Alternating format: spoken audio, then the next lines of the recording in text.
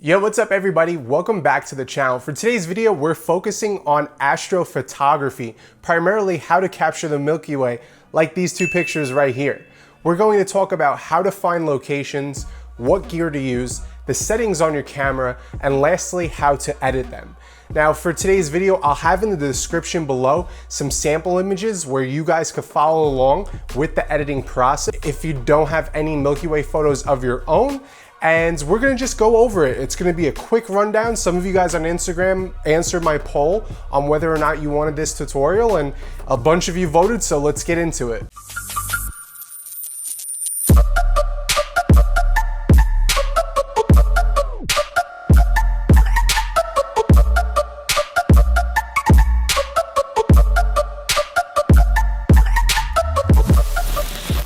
So let's talk about the gear needed for capturing the Milky Way. Almost every camera out there these days, whether it's mirrorless or DSLRs, can capture it, but there's a couple tools that we can use to improve our pictures. The first one is a wide angle lens. Anything 28 millimeters and wider.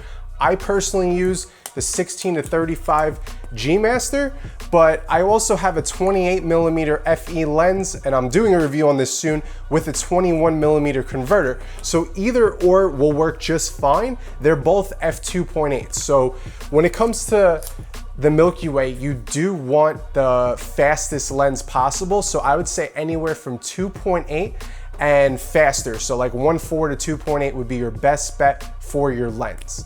Now the next thing you want to do is have a sturdy tripod, because we're going to be doing some long exposures ranging from 15 to 25 seconds. So make sure you have a sturdy tripod. Another thing you guys are going to want to have is a remote release system. They're very cheap, and the reason why you want to do that is instead of pressing the shutter button and causing a little vibration, which could cause your picture to be blurry, we're just gonna use this simple remote right here to take our picture. Now the next thing you want to have is a headlamp. Because we're going to be taking pictures at night, you need to be able to see. So I suggest any headlamp. They're cheap also. Everything's linked in the description below.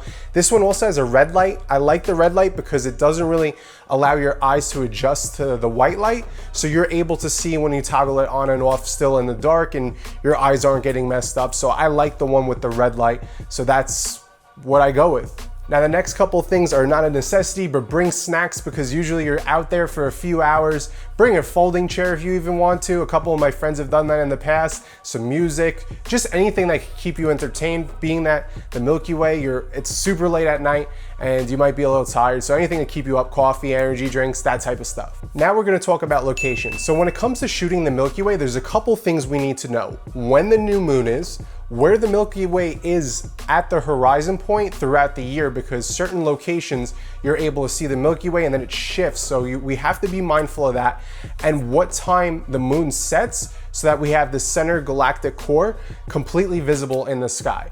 So this app called PhotoPills gives you all this information. It even has an augmented reality where when you hold it up to the sky, you will see the exact location of the milk. It's really cool. The app's 10 bucks, but there's a couple other ones that are free, I believe, in the App Store. So what we want to do is just know what time the moon rises and sets, when you're going to be able to see the Milky Way at night, and usually what stage the moon's in. So anywhere from like a new moon to a couple days out, once the crescent starts building up to, I'd say about like 20% or less, you'll be able to get some nice Milky Way shots. Now finding locations, I like to use Instagram or Google. All you have to do is have zero light pollution. I know for some of you guys it's obvious, but for those of you who've never shot the Milky Way before, we want absolutely no light anywhere. So normally in California, that you have places like Joshua Tree, Anza Borrego, the Sierras. There's a bunch of really dark national parks that have zero light pollution, and that's where you're gonna get the best quality image for your Milky Way. Now let's get into the good part. Let's talk about settings. So for your camera, like I had mentioned, we want an aperture of 2.8 or faster. So we're gonna set that in. Next, we're gonna put manual focus on, and we're gonna focus to infinity.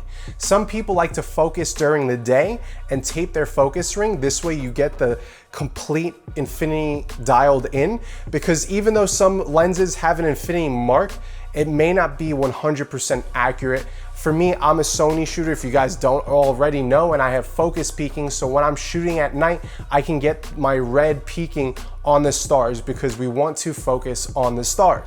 Now, another cool feature that the Sony cameras have is bright monitoring. You have to turn this on in the custom button settings, but what it does is allows you to get your composition. It blasts your ISO very high, and it allows you to see in the dark pretty much, and I'll show you guys an example right there. And I like this feature also. Not many people know about it, and then you just toggle it off and take your picture.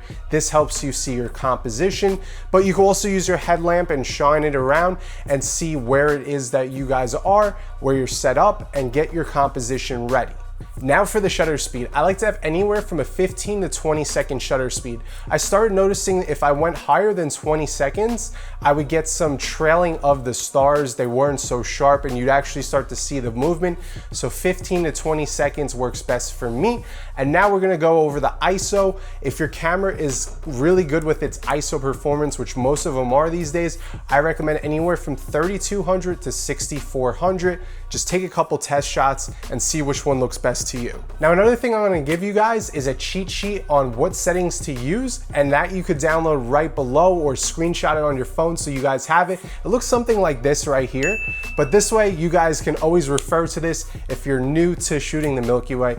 Now, another pro tip, being that we're taking pictures of the Milky Way and it's dark out and we have long exposures set, your sensor starts to get hot at different ISO levels, and you can see something like color noise. They're like blue and red and even black noise in your images, and that's just from the camera being wide open so long. And also, being that it's very dark out, there's going to be regular noise also. So what we like to do, what I like to do, is take multiple pictures of the same composition back to back to back, and we're going to stack them in post to help reduce noise, which we'll be getting into in just a second. So take anywhere from 3 to 7 photos. That seems to work best for me, and then we're going to go ahead and edit everything. In the description below, like I had mentioned, I have some samples for you guys that are already stacked, and now you guys can follow along for the editing. So let's dive into Lightroom. We're gonna use a couple different programs. Most of them are free, and we're gonna push and pull our Milky Way to make it pop and go from this to this. All right, everybody, so let's have some fun editing Milky Way photos. I'm gonna take you through step by step on how to reduce noise, stack images, process and extract detail out of the nebula, and it's gonna be such a fun time, so let's get into it. So what we have here is 5 images of the same composition. This way we could stack them. What we're going to do is select on the first image, and what I like to do at first is boost up the exposure slightly. What we'll do now is go down to sharpening and reduce it fully and reduce the color noise. We will get to that later, but right now, reduce it. Another thing you can do is remove chromatic aberration and click on enable profile corrections. So what we're going to do next is make sure this picture is still highlighted, hold down shift and select the last image. And what we'll do is copy those minute adjustments to all the images. Once everything is pasted on, what we want to do now is export them. So we're gonna click on export.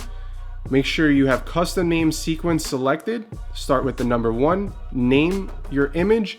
And now we're going to scroll down here. You probably have it set to JPEG. Make sure you're set to TIFF with no compression, 16 bits and photo RGB. We wanna save all the metadata into our stacking process, so we don't want to lose any information. You're probably on JPEG like I had mentioned. Just remember, next time you go to save any other pictures, revert it back to JPEG because you'll have an issue exporting TIFF files onto your phone. So now we're going to select the folder that we want these images saved in and export. Now for stacking images, I like to use Starry Landscape Stacker. It does cost money. However, there's other ways to stack images like Photoshop. So you guys could look up other tutorials, but don't worry. Everything that I'm showing you guys today, it will be beneficial whether you're editing one photo or multiple stacked photos. So keep watching because I'm really gonna show you how to make this Milky Way pop. So we're gonna open up Starry Landscape Stacker. And what it does is it asks you which images to pick. So what we will do is select the folder, hold down shift and select all of our images. And now we're going to open them, and it takes a couple seconds to process. And what it's doing is it's just getting everything ready to stack. So the first module that we're brought into are the stars, and all those red dots are stars. Now, if you look closely, it didn't add all the stars to the image. And what we can do is click on add red dots and go in and manually add more red dots for the stars. I usually don't do this. Some people are super anal with their Milky Way photos and want to make sure every star is captured. Especially since I'm not doing prints of Milky Way photos, I don't do this.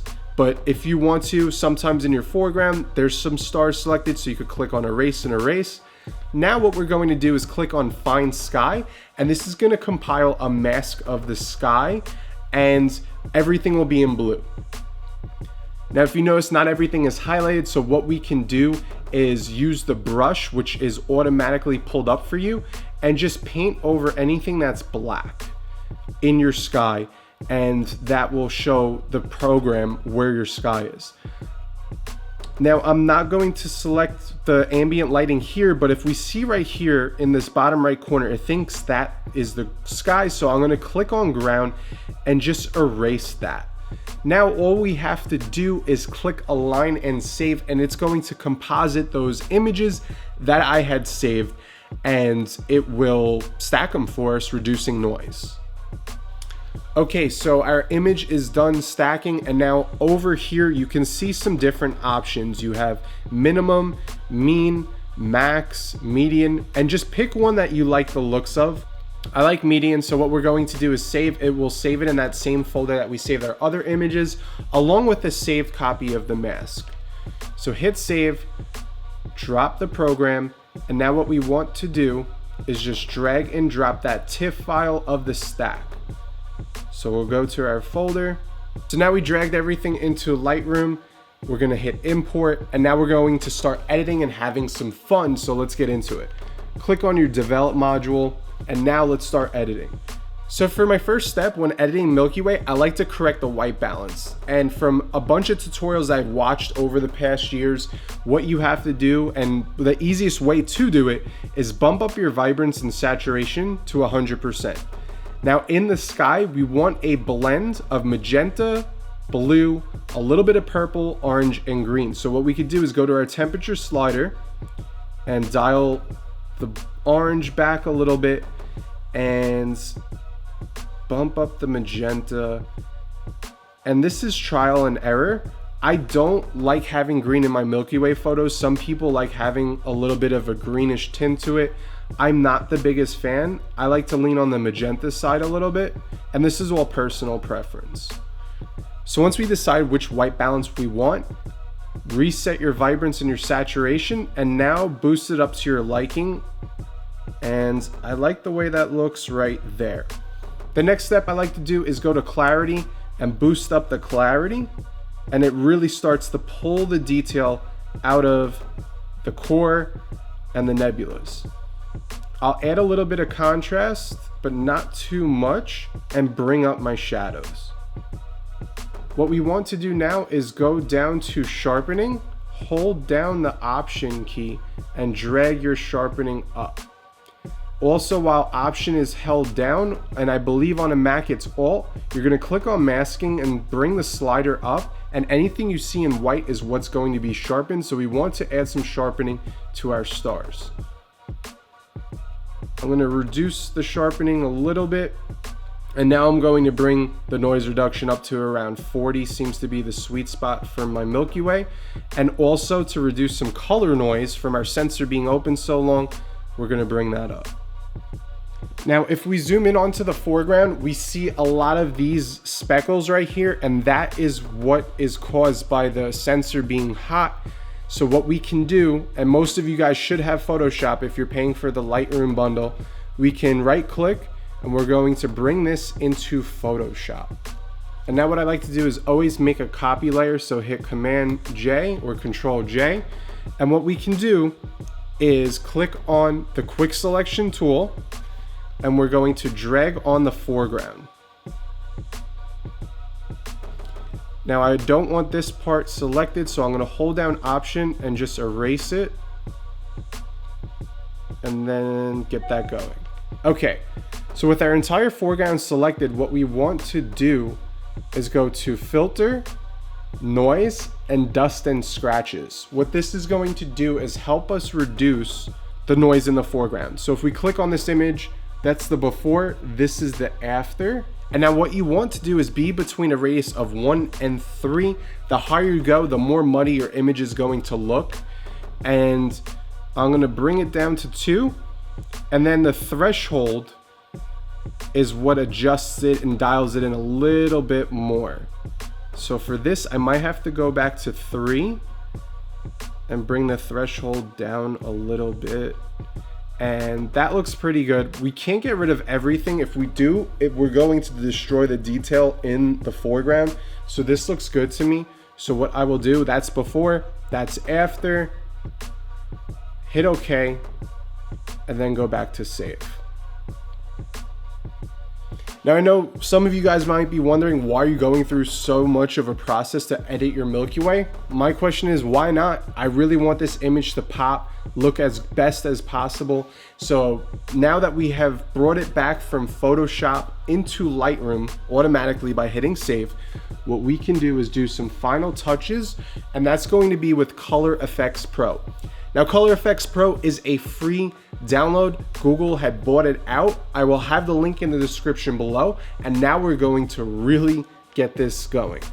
So what we want to do is right click, edit, and we're going to edit in Color Efex Pro, edit with a copy of Lightroom adjustments.